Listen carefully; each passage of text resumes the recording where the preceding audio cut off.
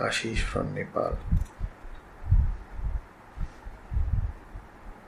Dear Acharya ji, as you always mention,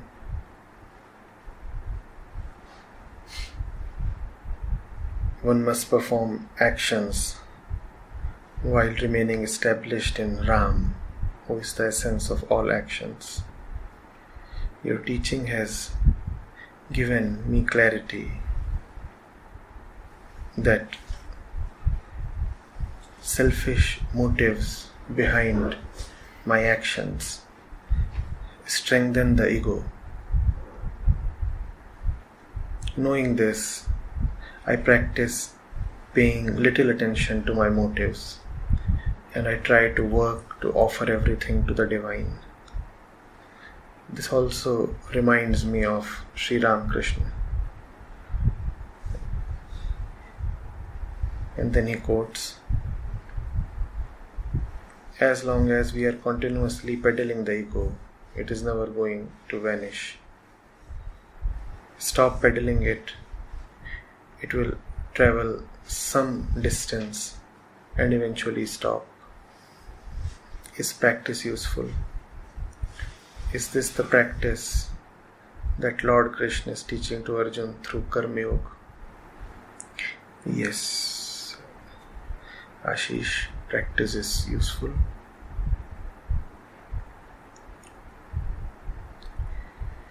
And yes, I can, without consideration or analysis or any thoughtfulness, say that this is what Krishna is teaching Arjuna, because the truth is one. There cannot be a central difference between what Ram Krishna says and what Krishna says. And even at the level of fact, Shri Krishna does recommend to Arjuna the importance of abhyas. And abhyas is practice. What is the practice that you have taken upon yourself? Your practice, as you have said, is to pay little attention to your selfish motives, and you try to offer everything to the divine. This is what you practice.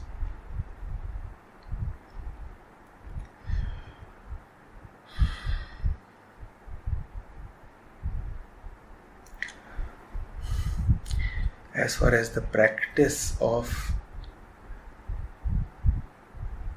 not giving importance or weightage to one's desires or motives is there, it is a good practice.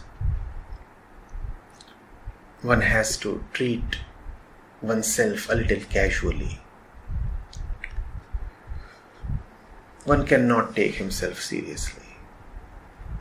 Nobody deserves to be taken seriously, at least not by himself. Others might be deluded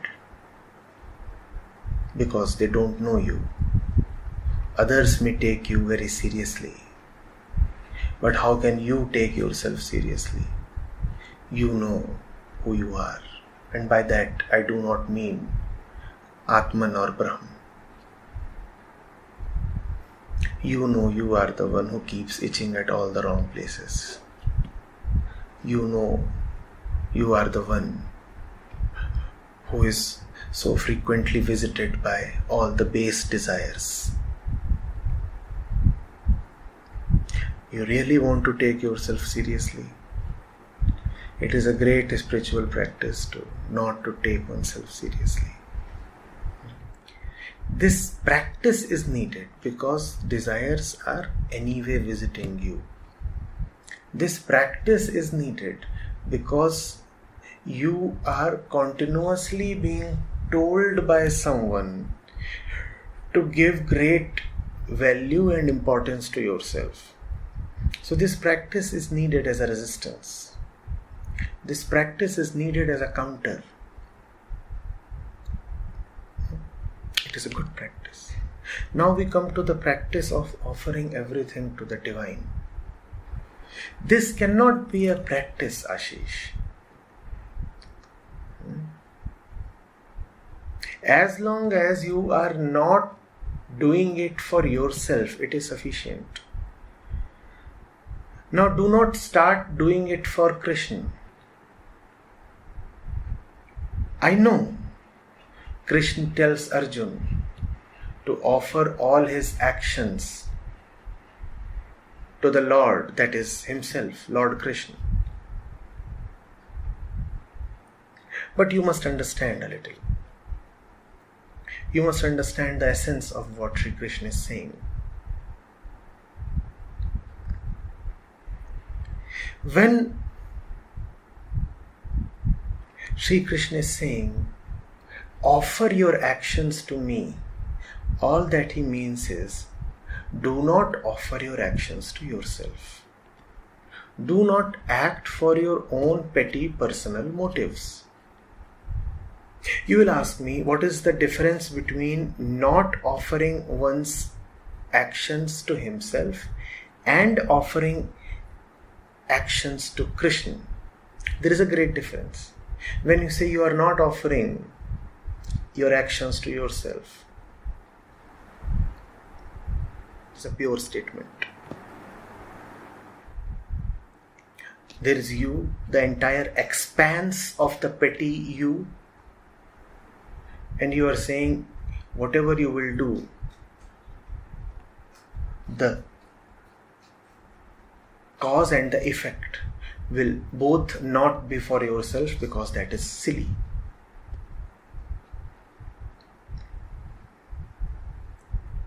In contrast, when you say that you are doing something for God or for Shri Krishna, then who is this God or Shri Krishna that you are talking of and devoting yourself to? Is he again not a construct of your fertile imagination? So it will be dangerous. Truth is formless.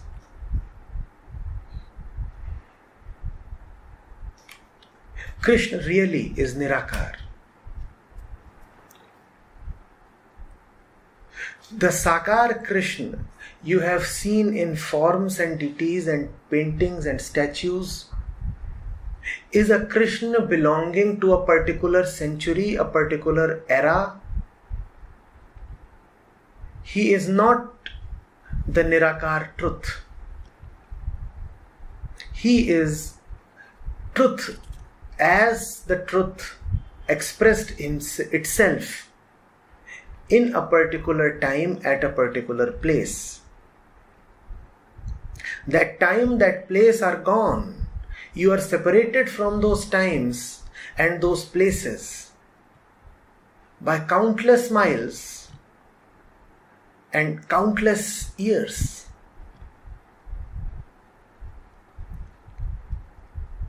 The Krishna in flesh and blood, who appeared before Arjuna and talked to Arjuna, will not be very useful to you today. But if you will imagine Krishna, you will imagine Krishna only in a particular way.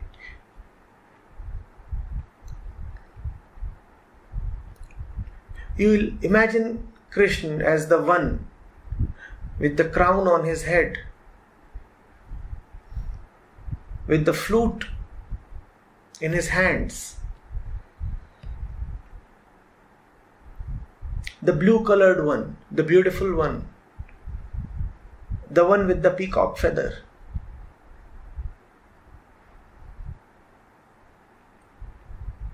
The one on Arjun's chariot, the one who spoke Sanskrit, the one who wielded the Sudarshan Chakra.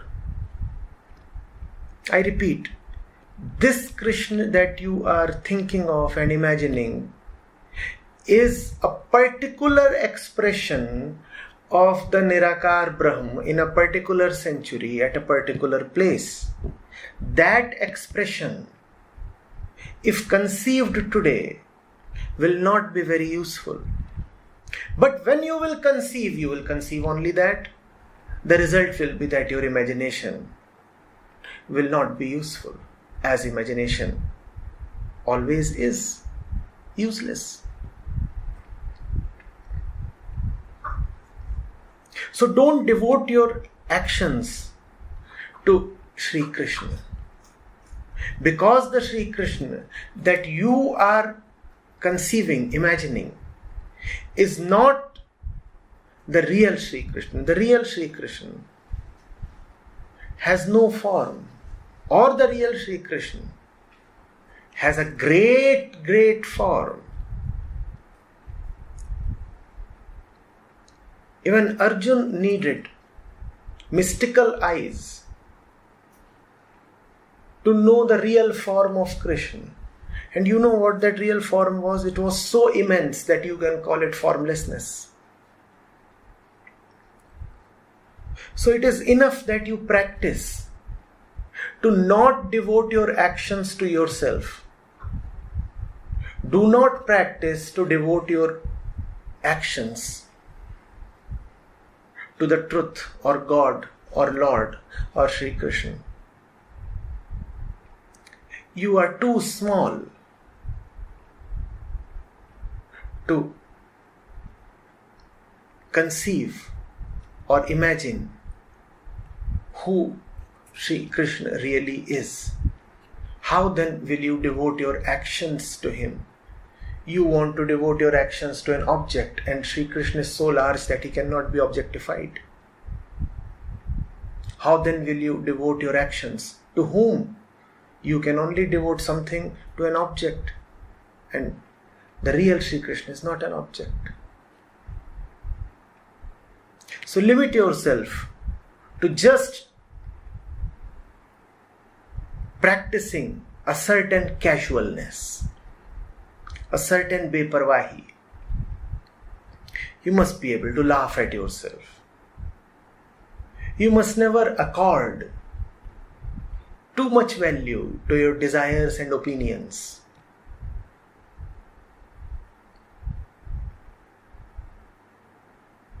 Do not think too much of yourself.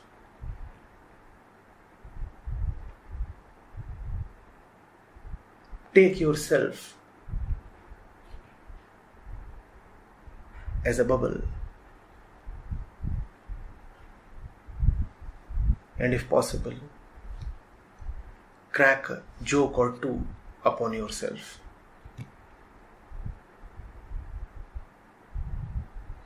It's great to be the butt of one's own jokes.